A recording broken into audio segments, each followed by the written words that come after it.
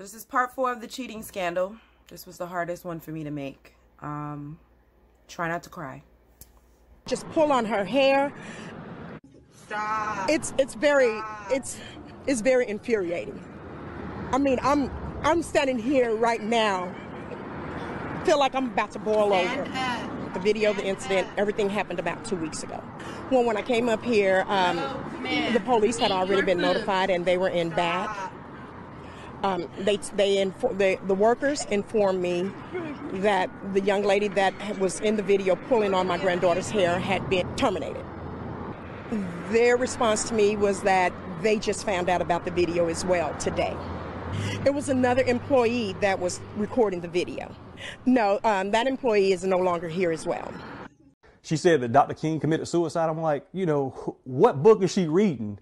And obviously it's not the right one. Rand Road Elementary School parent Billy Bird says those comments and more came from his 10-year-old son's substitute music teacher Friday during class. The sub singling out Nathan for his athletic clothes, saying they were marked for prison. I think it was racially motivated from this individual. For her to say that, you know, him having athletic aware attire on was going to put him in a position to go to prison, that really bothered me the most. According to Bird, the teacher did not stop there. Nathan telling his dad the sub then started sharing her views on religion and President Donald Trump. You know, this lady just, you know, started talking about if you don't believe in Donald Trump, that you're not a Christian. The incident having Bird fighting back tears. He liked the fact that we stood up for him. And I forgive you. I don't have no hatred towards you. However, I do feel that you should not have the ability to teach any children until you get the necessary help that you need. He forgives. Lesson about slavery, it felt all too real. She told all the African-American students to raise their hands and proceeded with this exercise. The exercise was a mock slave auction. Harding's son told her he and 2 other African-Americans in their 5th grade class were brought into the hallway. She started to put imaginary chains along our neck, our wrist, and our shackles on our ankles. And as soon as she did that, Mommy, I knew it was wrong. When they were brought back into the classroom, they were lined up. The teacher then asked other students to start bidding to buy them. She reiterated and said, you look like a wealthy white man. How about 300? Just started a bidding with the children. The mock slave auction of African-American students happened Tuesday at the Chapel School in Bronxville. Parents are now livid and organizing. The parents are livid and organizing.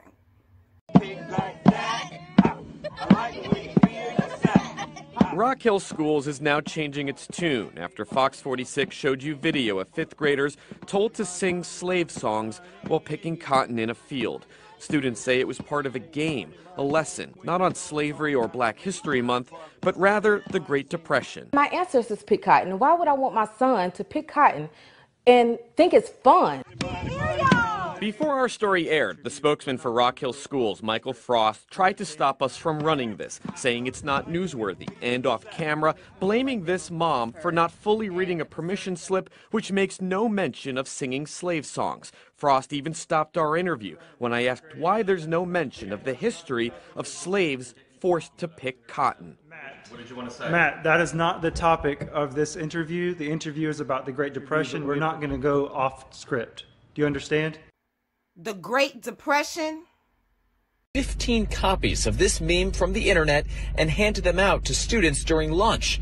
The meme, modeled after a Willy Wonka golden ticket, says N-word pass. The idea being pass holders could use the racist term without repercussions. A joke that went maybe a tiny bit too far at the most, but the school blew it out of proportion. Principal said she was, quote, deeply disappointed and appalled by what she called a racist, hateful act.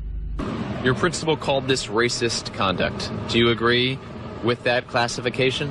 I do not agree. Why is that? No one was trying to offend anyone. No one was saying the actual word.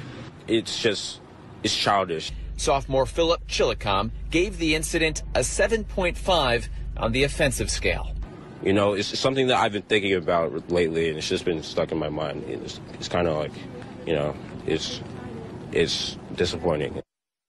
Third, 3rd, 4th, and 5th graders here at Madison's Trust Elementary were instructed earlier this month to pretend to be runaway slaves advancing through an obstacle course that represented the Underground Railroad. We understand there were at least 2 black children in the class. Now, the principal has apologized, saying this was not part of the school's curriculum, calling it an insensitive physical education activity during Black History Month. When we tell our students to be responsible for a mistake, we hold ourselves to that same standard. We made a mistake. Needless to say, I think they realize the gravity of what happened. That has been emphasized with them. Again, this was making something trivial out of something that should never be made trivial. Slavery is never a game. That is literally the tip of the iceberg. That's not an isolated incident. We have a long-standing list of incidents of racial discrimination and inequality in Loudoun. I am headed into a meeting now, an emergency meeting with the super. A long-standing list. You know, this is wrong. You're talking about killing black people? That's hate. Wasn't a good idea at all. History assignment at Dover High School in New Hampshire. KKK no longer followed. 2 of the students in the class choosing the KKK as their topic and changing the lyrics to Jingle Bells, using phrases like "let's kill all the blacks" and words like "grand wizards" and "burning crosses."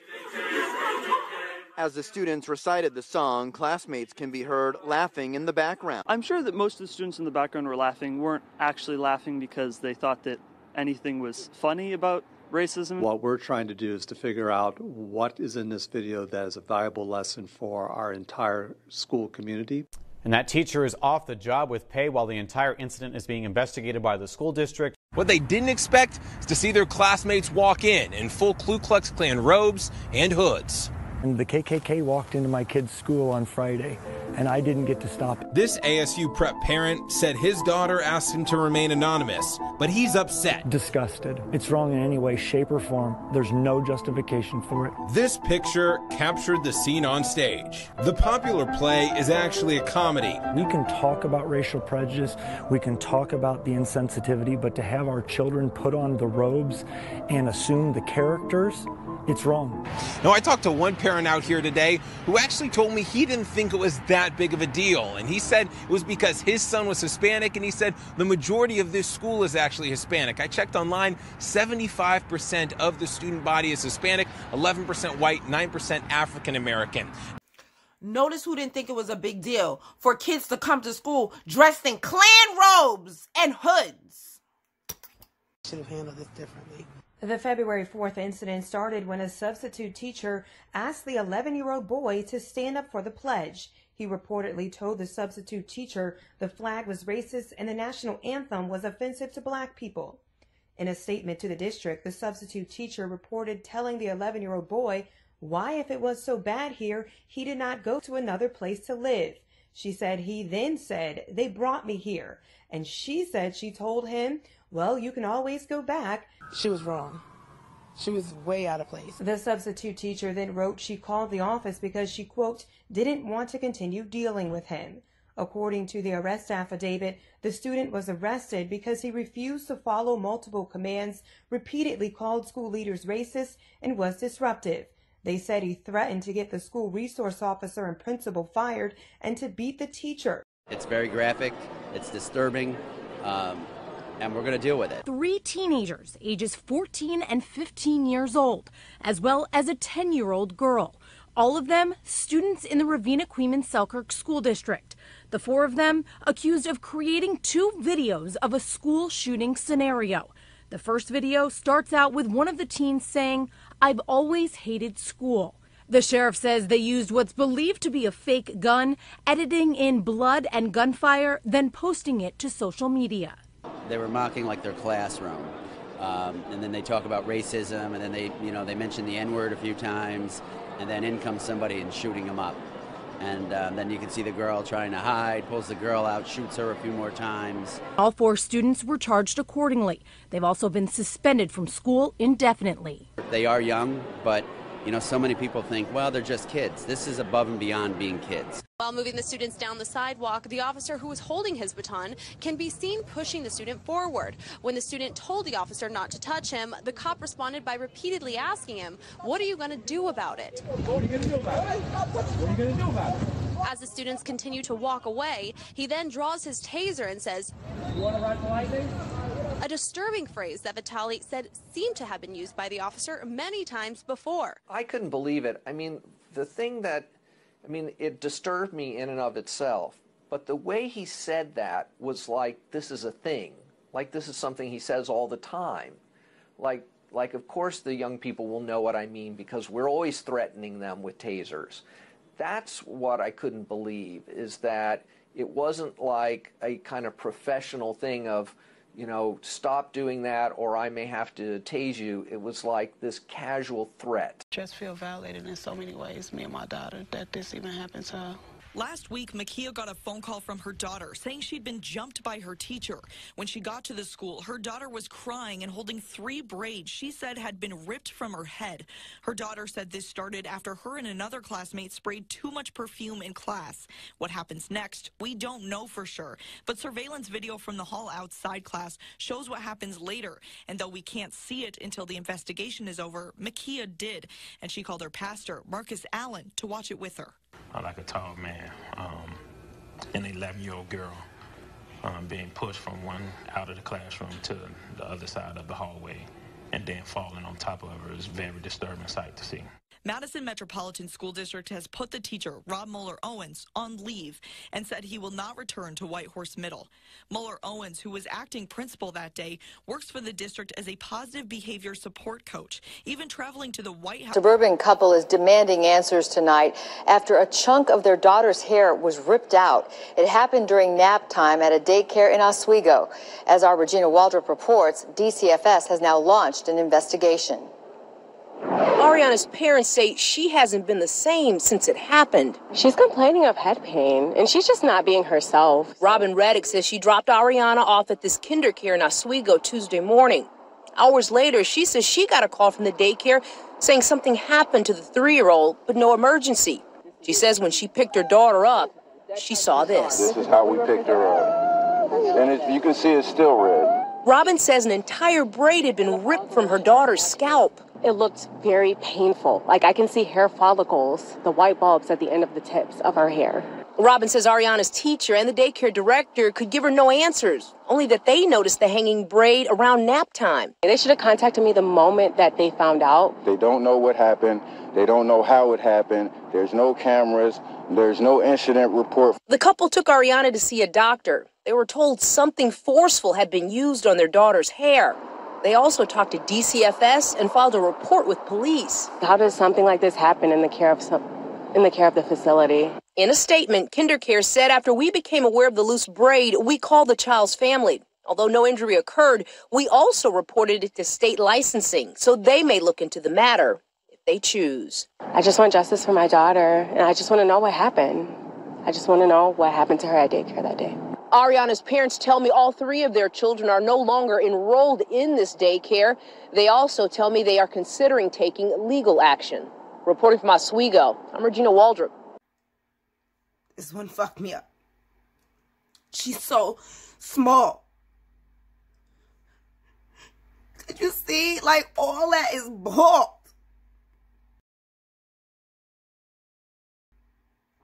I told you I worked at a school. I had an incident where a little girl, I miss you, by the way.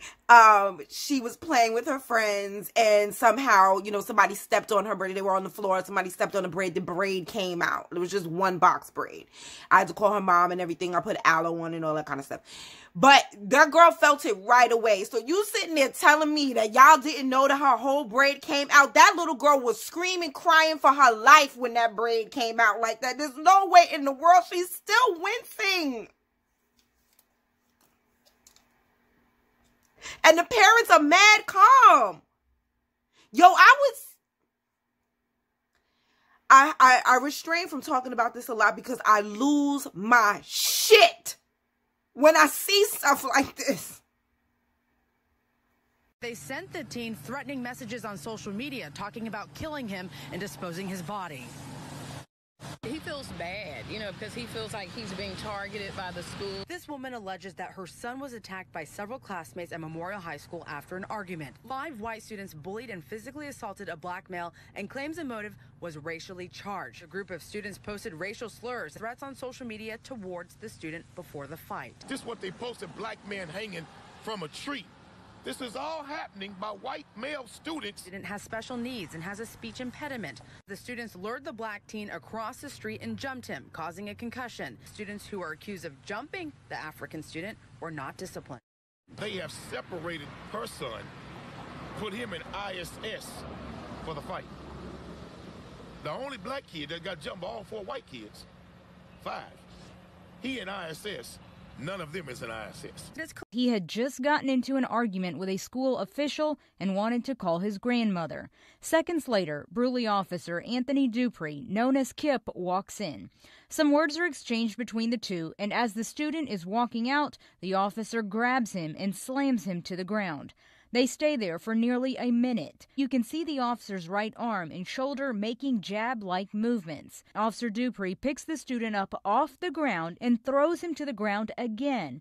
The staff behind the counter seems distraught, one of them crying and pacing back and forth. Now in handcuffs, Cipriano stands the boy up, slams him down face first on the counter, and then picks him up and escorts him out the door. The first officer, Kip Dupree, told Bruley Police Department that the teen first punched him twice. But when the Bruley Police Department started investigating and watched this video, they did not notice any punch thrown by the teen, and they said the officer changed his story, saying the teen went for his gun. You mad yet? Are you going to do something? Are you going to stop allowing them to do this to your children? Or are you going to just let them do this and then put their book bags on the next day and take them right back to that school where they're doing this to them again?